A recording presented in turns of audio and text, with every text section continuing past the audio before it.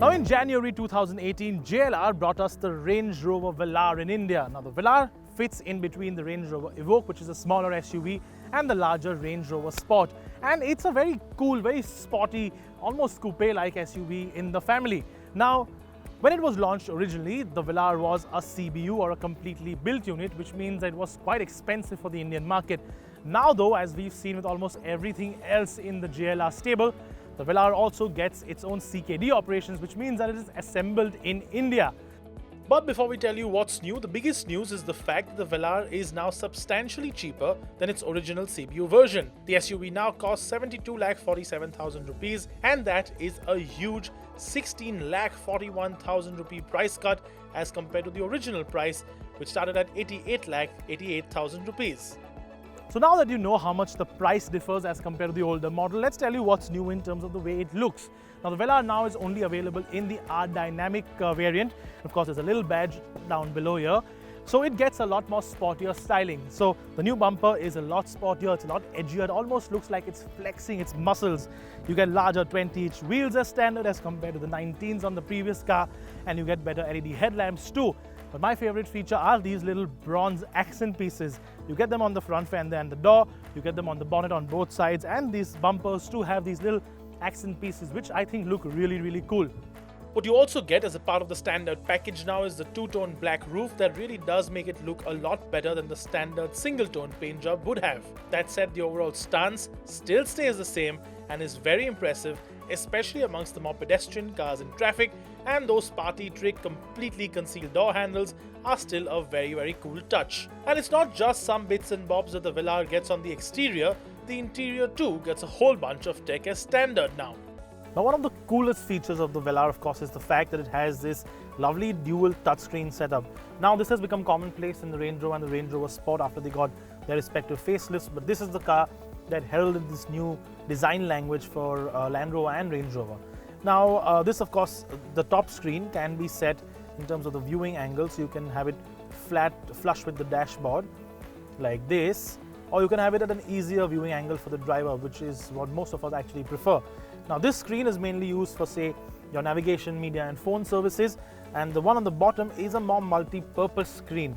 So while you have your phone and media services on the bottom here too, you can mainly use this for your climate control and your vehicle dynamic setup. So your on-road modes, your comfort mode, the eco mode and the dynamic mode for your on-road driving can be set up from here, and of course the off-road modes, the snow mode, the grass, gravel and snow mode as it is called, and the mud ruts mode, and of course the sand mode can all be set up from this screen on the bottom. These on-road and off-road driving modes called Adaptive Dynamics and the Terrain Response Tow System with the Dynamic Program, which were an optional extra in the older models, are also now a part of standard equipment on the 2019 model year Velar. The Velar also now gets a beige leather interior package that makes the car look a lot brighter and roomier on the inside, and also gets perforated leather seats as standard too.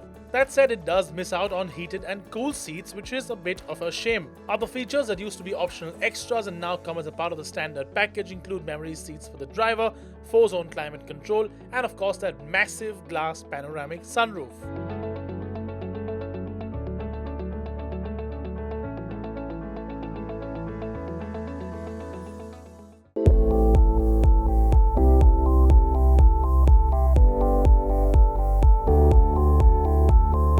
So now that we've seen what the Velar gets as standard kit over the older car at a much lower price point, let's reacquaint ourselves with how this sleek SUV drives.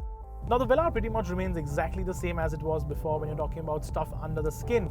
So you get the option of a 2-liter diesel or the engine that we have here, which is the 2-liter petrol Ingenium engine. Now you might remember the Ingenium motor actually came to India last year with the Velar, and then it's filtered its way down to the Jaguar XE, the XF, and even the F-Pace SUV.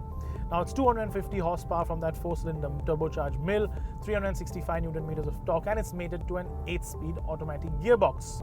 Now when you're pottering around town or just cruising down the highway, the D mode on the gearbox is ideal because the shifts are easy, shifts are smooth, and everything is very laid back and nice and relaxed. But if you're an avid motorist and you want your things a little quicker with a little more spunk in it, the S mode is the one that I would select because the gear shifts are quicker, everything sort of responds a lot better, and it does make a big difference in the way the Velar drives. And that big difference is also noticeable when you shift from the Eco or the Comfort program on the driver settings to the Dynamic. Now that makes the car a whole bunch more responsive, even more than the simple S mode that you shift to here. And that feeling, that sort of overall setting of the car is so much more in tune with the way the Velar is. That sportiness of the SUV really does tend to come out when all of those settings come together. With its new price point, the Velar now seems to be a more practical rival to the likes of the smaller but still very pretty Jaguar F-Pace and also the more expensive BMW X6 and the Mercedes-AMG GLE 43 Coupe, purely as an SUV that makes a statement. In terms of pricing though, it also undercuts the likes of the similarly sized and recently launched BMW X5. All in all then, if you are someone looking for a sporty SUV that stands out from the field of those conventional Germans when you roll up, the Velar is definitely something that makes a great case for itself.